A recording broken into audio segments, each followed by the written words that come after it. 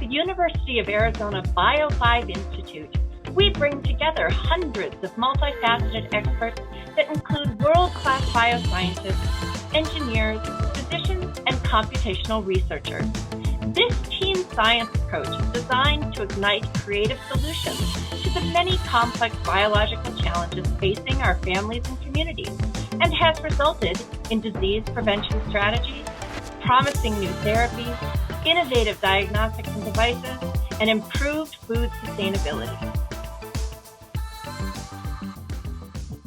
Hello, and welcome to another episode of Science Talks, a conversation hosted by the University of Arizona's Bio5 Institute. My name is Lisa Romero. And I'm Dr. Brittany Goulorn. And so a good night's sleep is important for something more than just keeping us from being in a bad mood and preventing dark circles under our eyes. Healthy sleep is essential for promoting cardiovascular health and psychological well-being, as well as preventing obesity and diabetes, among other things. However, it's estimated that every 1 in 3 Americans aren't getting enough sleep on a daily basis. Today, we're joined by Dr. Michael Grandner, Director of the Sleep and Health Research Program at the University of Arizona.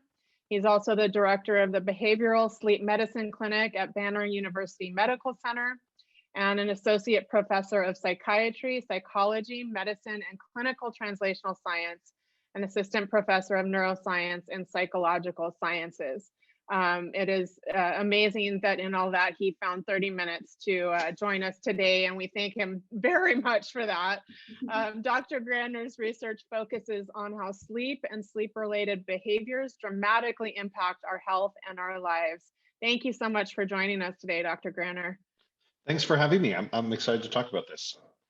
Yeah, so first of all, I'm just going to start by thanking you for all the work you do, because as someone who herself struggles with sleep challenges and also struggles with a husband who has sleep challenges, and I know we're not alone, learning more about how to sort of move the needle on this health challenge is so important, as all the reasons we've already introduced here. But can you share a bit about, what led you to choose this particular field of study, what keeps you invested in it, and just kind of take us back a little bit? Yeah, so I'm a clinical psychologist by training, but I didn't get into sleep to study psychology. I got into psychology because I actually was interested in going into sleep from the very beginning. When I was in college, and even back into high school, I used to work at the mall bookstore back when those existed. And that was my high school job. And every time we got a book in about sleep and dreams, I thought it was the coolest thing ever. And I would read about it. I didn't know it was like a job you could have. But then I was in college, and one of my friends, she had gotten a job as a tech at the sleep lab on campus. And I'm like, wait, we have a sleep lab on campus? Why did I not know this? And like, oh no, it's at the medical school. And the guy who's one of the guys who's running it, he's teaching a course, an undergraduate course for the first time. It'll be next year. I'm like, oh, cool. I got to sign up for that. Make sure I have all my prerequisites. So I did. And I took that course and I loved it. And I felt like, this is where I belonged. I volunteered to work in the lab, turned into an independent study, turned into an honors thesis, turned into going to grad school and then postdoc and sort of beyond. And I feel very lucky that I'm doing this thing that I think is super cool. It's fun to talk about. It's universal. It applies to sort of everybody. Everybody sleeps. And but this particular area of sleep and health, what sort of got me into this was when I was in graduate school, some of the things that we were looking at was how people who either don't get enough sleep or even oversleep, people getting 9 or more hours of sleep, actually don't live as long. And so then that was just becoming discovered. And then, actually, it was first discovered in the 1960s, but nobody really paid attention. And so it was really coming to the forefront, I should say. It was getting people's attention finally. And so I was asking the question, why? Why is it? What's happening here? And the answer seemed very complicated, which made it interesting. But you're talking about sort of your relationship with this issue, and it really makes me smile, because when I started my postdoc in 2007, and I wrote my first grants, within a year of then, trying to get this idea funded of sleep health.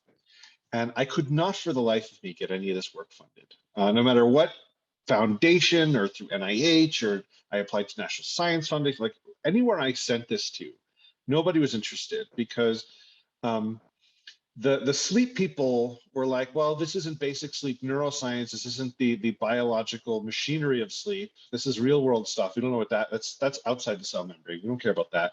Or you had the sleep disorders people saying, well, this isn't a disorder. What disease is this? This is just, sleep. I don't know what this is. So then you go to the public health people saying, well, this isn't smoking. This isn't diet. This isn't exercise. What is this? This isn't on our radar. And so wherever I went, it's this question of sleep health sort of fell between the cracks. And like I said, for the life of me, I could not get any of this stuff funded, except I applied over and over again. And I had a mentor who was extremely supportive. Like he understood this vision, and he supported it as long as he could, which is why my 2-year postdoc turned into 3 years, turned into 4 years, turned into, because, I needed to get this foothold. And at the time, there was sort of a community of us in the field that we all kind of knew each other because we were all fighting the same battle. And one of my strategies was to never turn down an interview request, and to be out, and anytime I had an opportunity to speak publicly about any of this stuff, to do it. And let the data speak, but help translate the data into something that's real world valuable for people. And my hypothesis was that if enough of us do this, we can change the conversation around sleep, so that instead of having to convince all these people who are not on board to fund our work, they'll get it, because everyone's talking about it, and they're talking about it, and they're thinking about, why is it so this is really funny.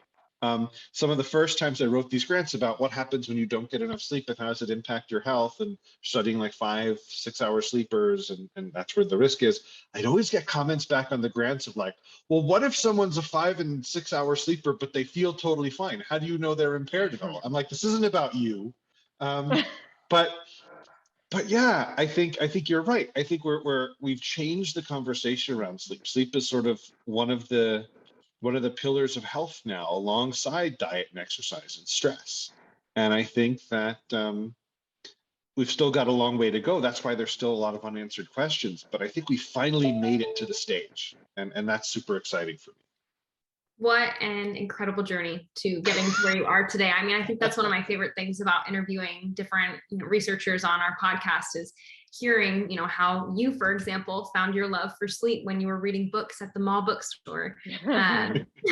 So I just think those stories are just the absolute neatest. And I kind of want to touch on what you were talking about right at the end. So, we'll often hear people say, and I've been guilty of this too, that, I'll sleep when I die, or, I can go about my day without a problem with 5 or so hours of sleep. So I'm sure everybody wants to know, because I want to know, how much sleep should we really be getting every night? And why is hitting that number or that range so important to different areas of our health? Okay, think about it this way. This is Bio 5, right? What are the biological requirements to support human life? What does human life require externally to survive? We need to eat food. We can't do that. We need to breathe air. We need to drink water, and we need to sleep. And that's it. It's sort of a short list, and sleep is on it. And so a lot of these social attitudes around sleep, they're not biologically based. I mean, you can get into the weeds on it, but really, I think a lot of this has to do with our society seeing sleep as unproductive time, and there's nothing worse than unproductive time in our society. You have to squeeze everything out of every minute. There's never enough time. So sleep becomes a cost of time. Just like exercise sort of is too, but now we're starting to see people taking time out to go for a run or go to the gym, even in the middle of the day, if that's when they can do it. So, it does take time, but it's on that list. Nobody says things like, you know what, breathing unpolluted air, that's a luxury for people with too much free time on their hands. Like, nobody says like, you know what, when I retire, I'm going to drink clear water.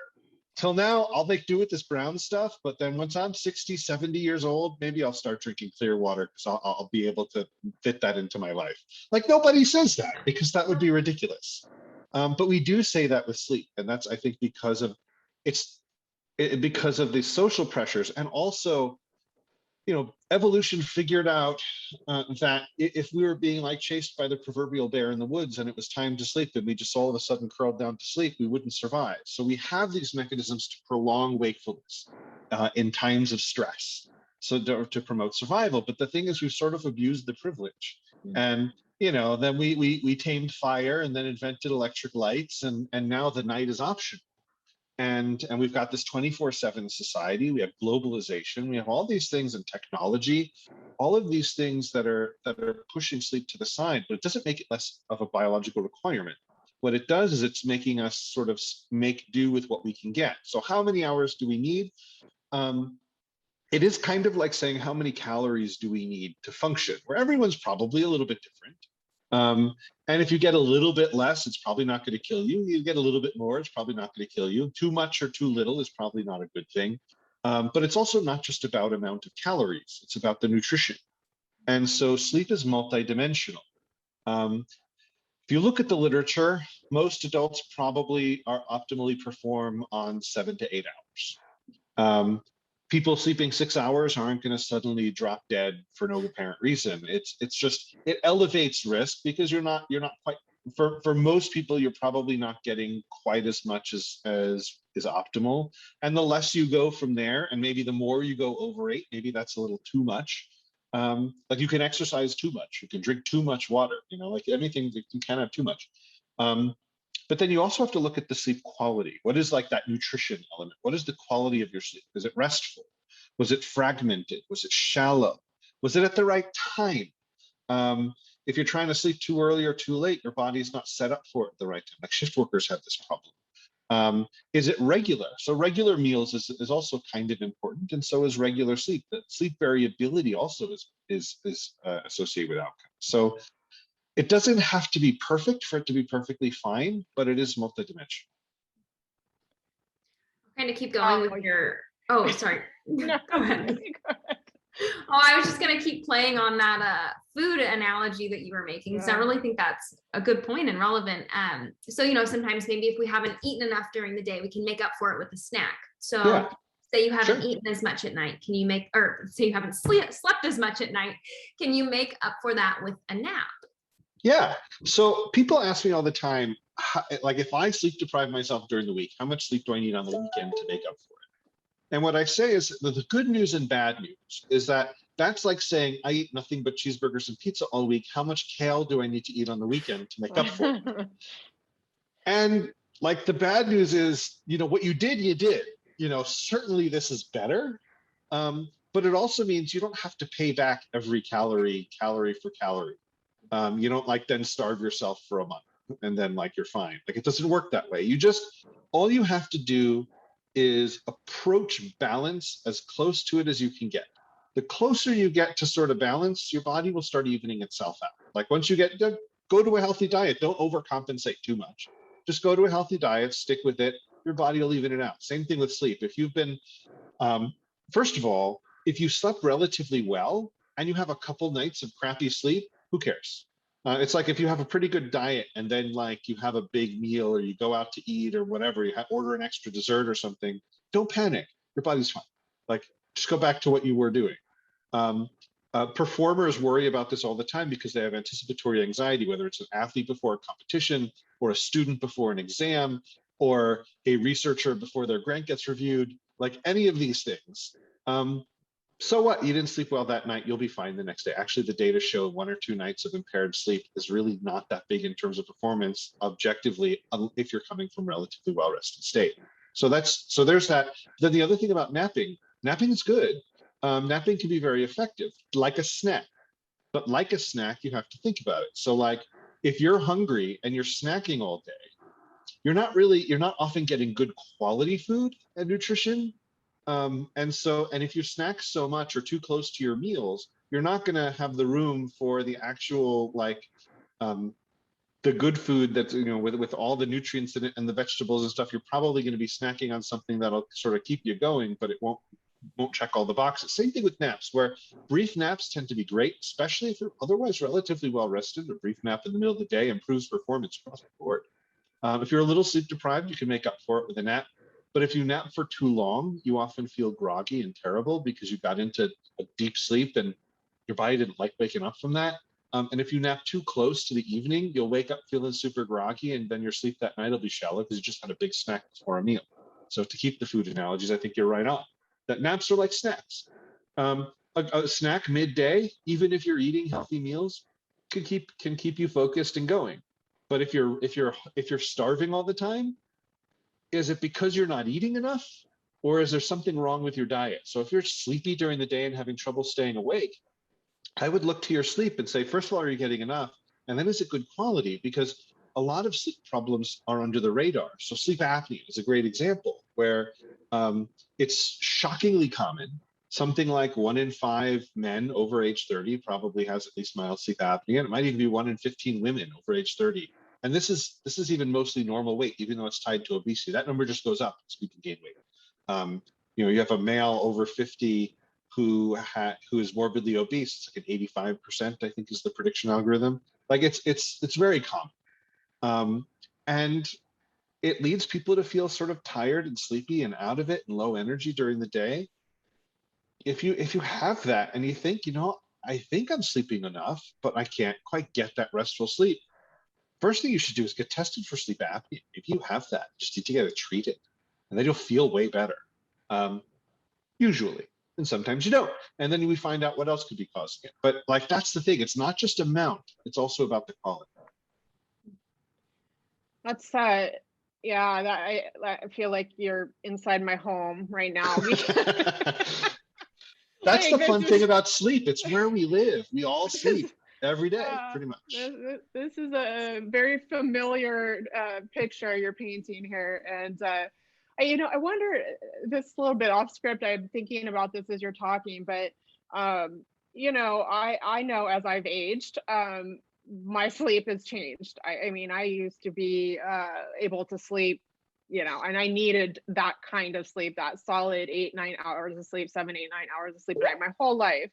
And I still really do to be optimal, but I just can't get that anymore. Like, and it's not, it's not, for me, it's either that I'm aging and I'm not able to sleep as soundly, or it's, stress. And so it's the psychological thing. But, is that valid? I mean, are those, valid challenges? I realize things like, that are physical, like sleep apnea, certainly affects probably many more people. But I don't have sleep apnea. I'm getting older. I feel like, my sleep isn't sound. It is not solid. I get up frequently.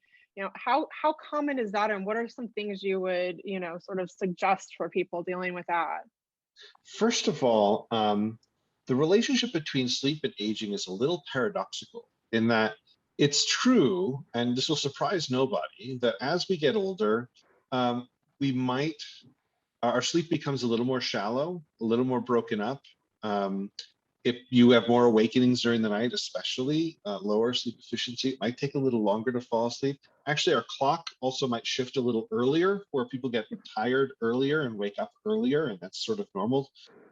When people say they want to sleep like a baby, I always wonder if those people ever had children, because nobody wants to sleep like a baby does. What they want is they want to sleep like an adolescent. Yes. And so that should be the phrase: sleep like an adolescent. And part of that has to do with adolescent brain development, why their body needs so much sleep. They need more than adults. But as people get older, sleep gets a little more shallow. You should sort of expect that. Insomnia increases also with age. So insomnia, there's a difference between insomnia as an occasional problem and insomnia as a clinical condition. So here's a rule of thumb. If it takes you at least 30 minutes to fall asleep, or you're awake for at least 30 minutes during the night, and that's a struggle, at least 3 nights a week, and it's associated with some sort of daytime impairment, you probably have a clinical insomnia condition. And any sleep tips I give you are probably not going to be enough. Google whatever you want. It's probably not going to be enough. It's like you could be a little bit depressed and sad, and there's things you can do and meditate and see friends.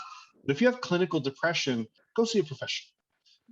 So if you have a clinical insomnia, I don't mean you, but I mean whoever's listening, if you have a clinical insomnia, don't waste your time with other stuff that you know isn't going to work. Actually, the most effective treatment, the first line recommended treatment by pretty much every organization that has any guidelines, is actually non-medication. It's actually CBTI. We do it here. And it tends to outperform medications, at least in the long term, if not also in the short term. It seems to be at least as good in the short term. But it has to do with reprogramming your body's natural ability to sleep. That's my tangent about insomnia, just so people know that there's a difference between occasional insomnia and clinical insomnia. If you've got clinical insomnia, come to a sleep clinic. We know what we're doing. We'll fix it. A lot of people say like, wow, I wish I was here 10 years ago. But anyway, there's that. But the paradoxical side is that as people get older, satisfaction with sleep actually increases after you adjust for any kind of medical and health issues. So on average, the age group most likely to say, I fall asleep quickly and I stay asleep during the night are the 20-year-olds. Least likely is the 80-year-olds. But the group most likely to say I'm dissatisfied with my sleep is the 20-year-olds. Least likely is the 80-year-olds, after you statistically control for some of these things.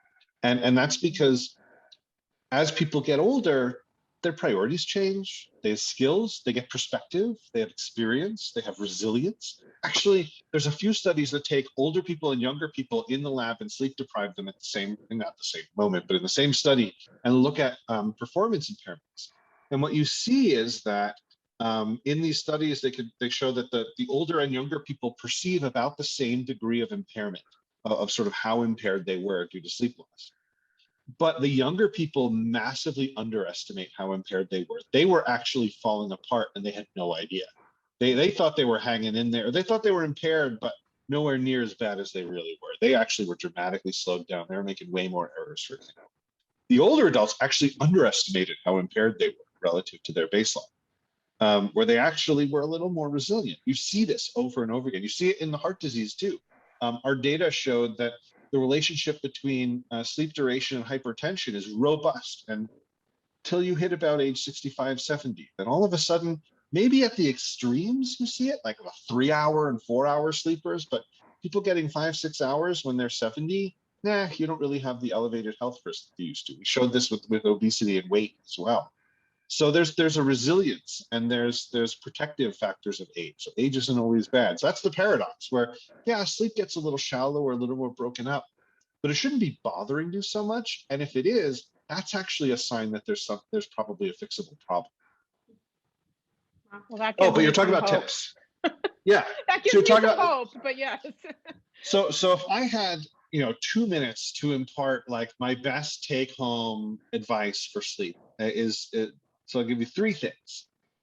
Number 1 actually is probably the most, 2 of these 3 are actually very counterintuitive for most people. So the first one actually has nothing to do with your sleep at first glance, and that's try and get up at the same time every morning, regularly. And as soon as you get up, do not linger in bed. Your goal should be have your feet on the floor as quickly as possible. And if you can, get movement and light.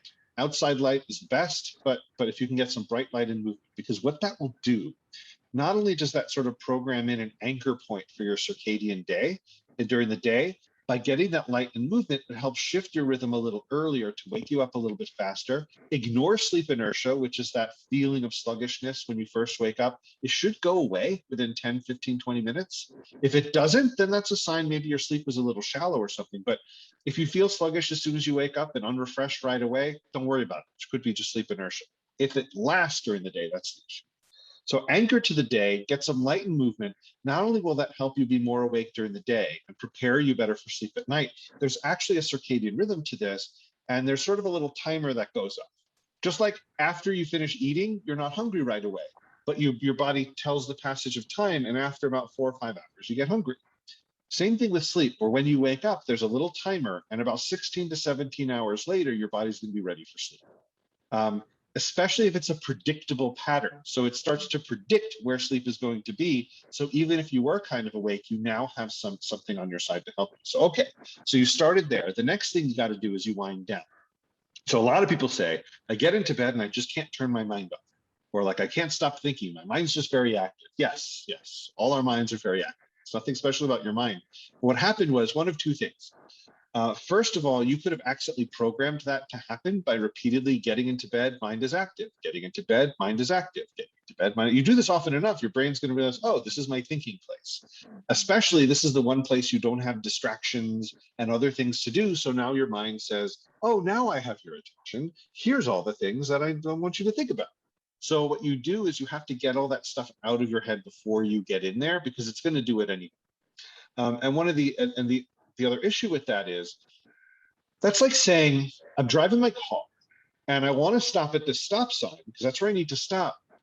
And I press on my brakes, but I'm still moving into the intersection. I want it to be stopped, but my car's still going. It won't stop. So then I say, okay, how fast were you going? Pretty fast. When did you start tapping the brakes? Oh, 2 millimeters before the stop sign. So I say, well, there's nothing wrong with your car then. Your brakes are probably working fine. And there's nothing wrong with the stop sign. It didn't come too quickly. You had plenty of notice. It's just you decided not to start slowing down. And that's just how the world works. And your brain's the same way. This is physics. We're not computers. We're not electronic devices. We're organic organisms living in the natural world. We don't just turn ourselves on and off that way. So you have to give yourself lead time. And watching TV is distracting. It's not relaxing, especially if you're very focused on it. So if you're doing something that you're having a hard time stopping, it's too mentally activating, and it's not giving your mind the time it needs to wind down. So then you get into bed and finally, you have your mind's attention, or your mind has your attention. So that's the second thing I would say, is budget in that time. Just like you need to budget in pit stops for gas or whatever if you're going to go on a road trip. Just like, it's part of the process. And that's okay, because we have to let go of some of the stuff we need to do in order to invest in our sleep so we can be productive the next day. I mean, all the data show that people who sleep less are less productive, get less done, even though they think they're getting more done. They're actually less effective because they're not investing in themselves. And then the third tip, which is the other counterintuitive one, is if you can't sleep, the most important thing you can do, if there's a night when you're in bed, you're laying there for 15, 20, 30 minutes, whether it's the beginning of the night or you wake up during the night and just can't get back to sleep, the most important thing you can do is get out of bed. Do not spend that time. If you're going to be awake anyway, spend as little time as possible conscious in bed. You want it so that when you get into bed, it's paired with sleep, so that the bed itself becomes a stimulus for sleep.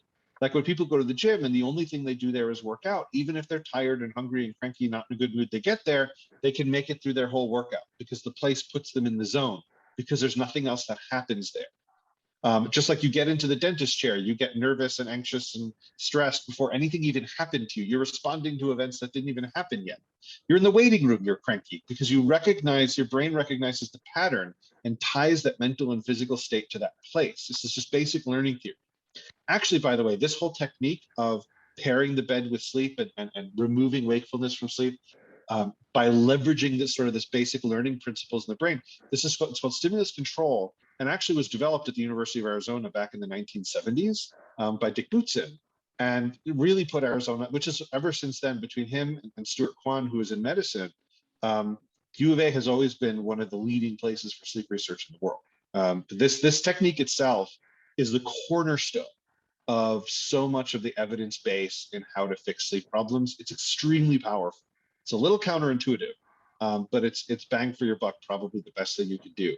Even if you sleep less tonight, you're preventing yourself from this blossoming into future problems later. So those are my best take-home tips: is set a regular time, follow it, get light movement as soon as you wake up. You'll get your engines going. Even if you feel a little sluggish at first, it'll help, probably. It'll also set you up to sleep at the time you want. And to do that, you prepare yourself by budgeting in that time, and don't make it too active and distracting. Consider that stop sign analogy. Think of, when are you actually tapping your brakes, and be honest with yourself. And then if you're in bed and you want to break that cycle of being awake in bed, get up and get out. Or if you have an odd night where you're sick or something, you wake up in the middle of the night and you're wide awake or whatever, just get out of bed that night. You'll be fine the next day. Remember, one night or 2 nights of sleep disruption doesn't impair performance much if you're already relatively well rested. So that's my brief take-home summary of the literature.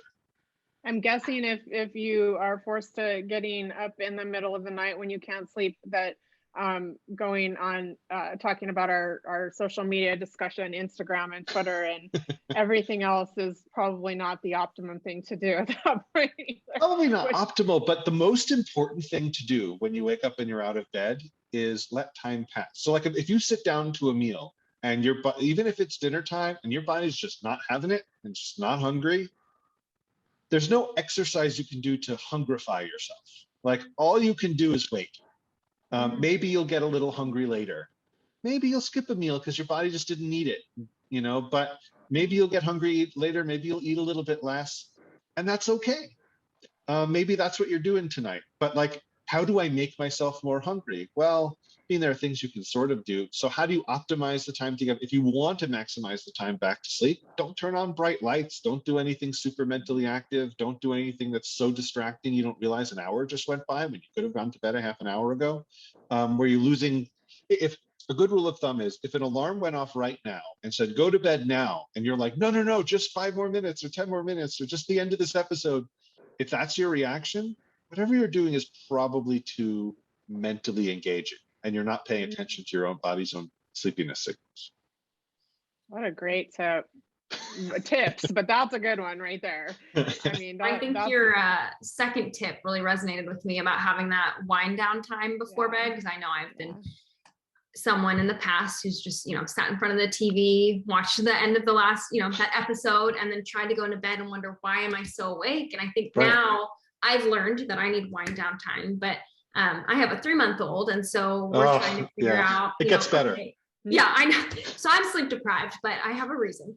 But trying to think about putting him to bed, we can't just go from playing and stimulating him to then, okay, you need to lay down in your crib to sleep. We have our little routine where we have the lights dim and we give him a little like lotion massage. We read a book, and then that kind of cues his brain, okay, it's time to go to sleep. So I think taking that idea and applying it to our adult lives, it's okay. We need this less stimulation. We need to have these things in place to cue us that it's time to sleep. It's really important and helpful. One of the things I like to tell the athletes, and this is for all the people who say, but I don't have time because I have too much to do.